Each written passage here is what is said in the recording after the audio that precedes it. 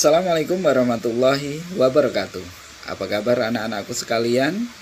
Semoga kita semua dalam keadaan sehat walafiat dan selalu dalam lindungan Allah Subhanahu wa taala. Amin amin ya robbal alamin. Di semester genap ini untuk mata pelajaran ilmu pengetahuan sosial kelas 8, kita akan membahas dua bab, yaitu bab 3 dan bab 4.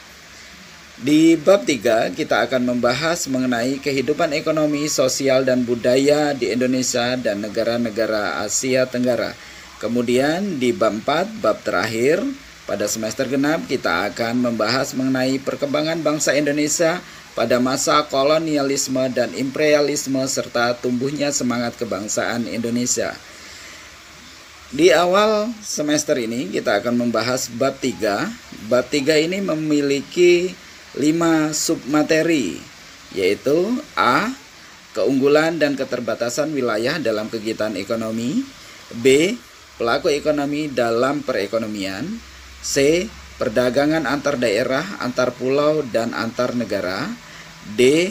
Ekonomi maritim dan agrikultur di Indonesia. E. Pendistribusian kembali pendapatan nasional. Kelima subbab itu pada bab 1 akan kita bahas satu persatu. Sebelum kita membahas materi tersebut, ada baiknya kita berdoa menurut keyakinan dan kepercayaan masing-masing supaya kita diberi keberkahan oleh Allah Subhanahu wa taala ilmu yang bermanfaat. Amin. Berdoa mulai. Selesai. Sebelum kita lanjutkan belajar,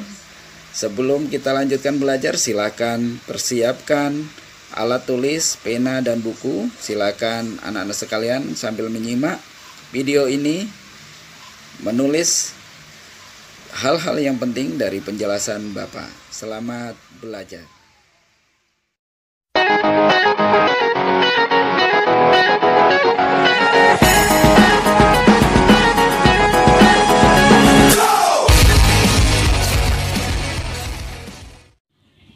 Baiklah anak-anakku sekalian, pada pertemuan yang kedua kita masih membahas bab 1 tentang kehidupan ekonomi, sosial, budaya di Indonesia dan negara-negara Asia Tenggara.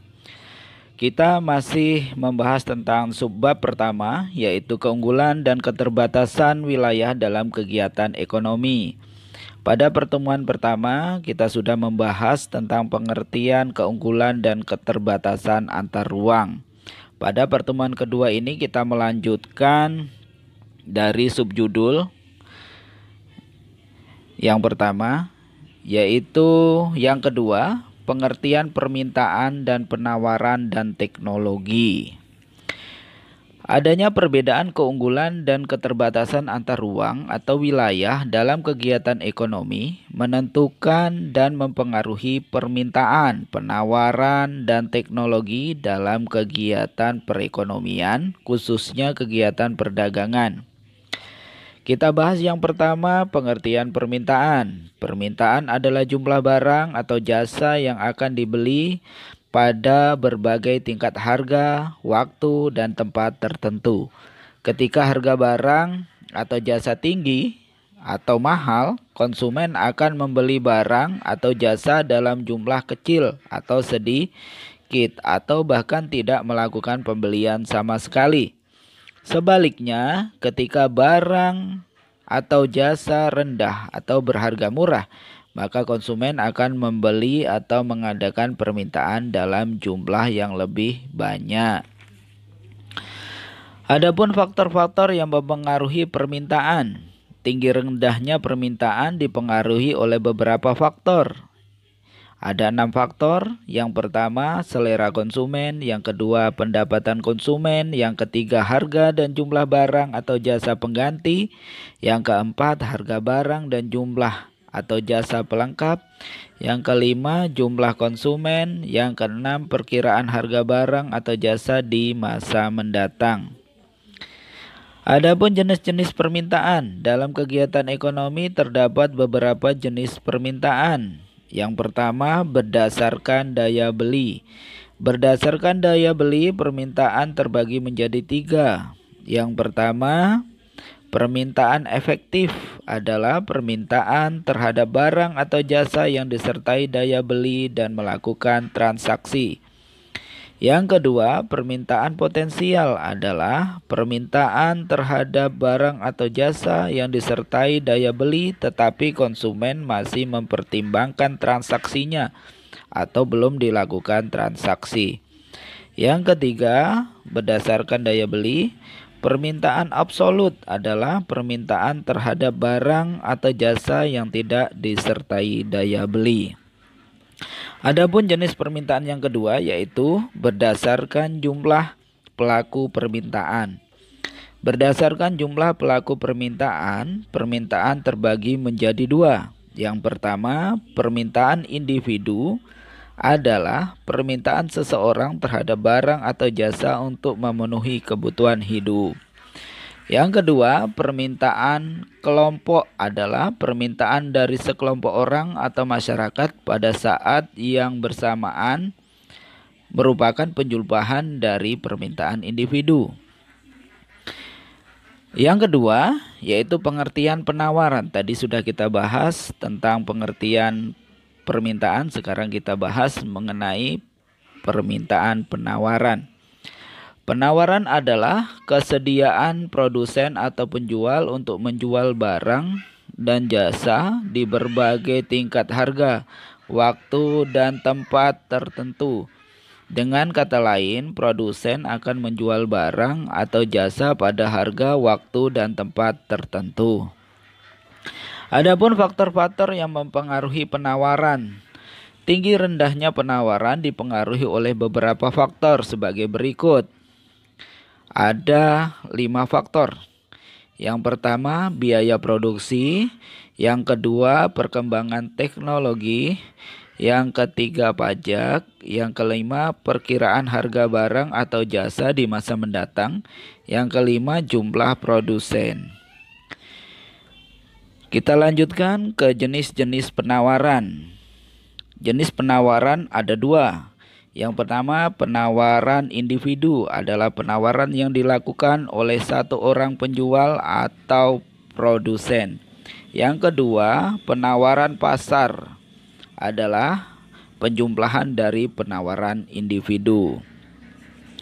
Tadi kita sudah bahas tentang pengertian permintaan, pengertian penawaran.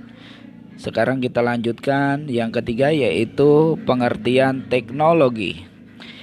Istilah teknologi secara etimologis berasal dari bahasa Yunani yaitu teknologia yang artinya wacana seni. Teknologi adalah suatu bentuk penemuan melalui proses metode ilmiah dengan tujuan mencapai suatu tujuan tertentu secara maksimal.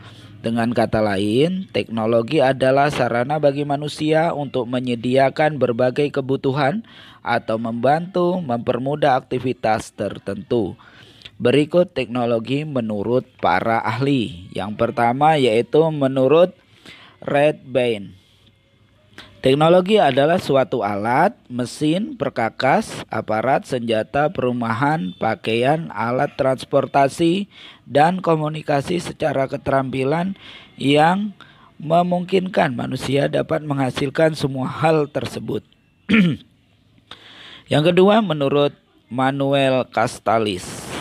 Menurut Manuel Castells, teknologi adalah suatu kumpulan alat, peraturan, dan prosedur yang merupakan penerapan dari sebuah pengetahuan ilmiah terhadap sebuah pekerjaan tertentu dalam suatu kondisi yang dapat memungkinkan terjadinya pengulangan. Yang ketiga, menurut ahli dari Indonesia yaitu Joyo Hadikusumo, teknologi adalah suatu bidang yang terkait erat dengan ilmu teknik atau rekayasa. Yang keempat, masih dari Indonesia, menurut ahli Purbaha Wajaharahap, teknologi adalah sebuah ilmu pengetahuan yang menyelidiki tentang cara kerja di dalam bidang teknik serta mengacu pula pada ilmu pengetahuan yang digunakan dalam pabrik atau industri tertentu. Adapun peran teknologi dalam kegiatan ekonomi, teknologi memiliki beberapa peran penting dalam kegiatan ekonomi, khususnya dalam kegiatan produksi dan distribusi. Berikut peran teknologi dalam kegiatan ekonomi. Yang pertama yaitu membantu kegiatan produksi, yang kedua membantu kegiatan distribusi, yang ketiga membantu kegiatan konsumsi, yang keempat meningkatkan pertumbuhan ekonomi, yang kelima mencegah dan mengatasi kelangkaan, yang keenam meningkatkan kualitas sumber daya manusia, yang ketujuh mengurangi resiko kerusakan sumber daya alam dan lingkungan. Demikianlah penjelasan materi dari Bapak dalam kesempatan kali ini. Apabila ada pertanyaan, silahkan tulis di kolom komentar video ini atau langsung tulis komentar di WA Group yang telah kita buat. Selalu jaga kesehatan, patuhi protokol kesehatan 5M. Yang pertama, memakai masker. Yang kedua, mencuci tangan dengan sabun di air yang mengalir. Yang ketiga, jaga jarak. Yang keempat, jauhi kerumunan. Yang kelima, batasi mobilitas dan interaksi. Oke, silakan simak terus video selanjutnya. Assalamualaikum warahmatullahi wabarakatuh.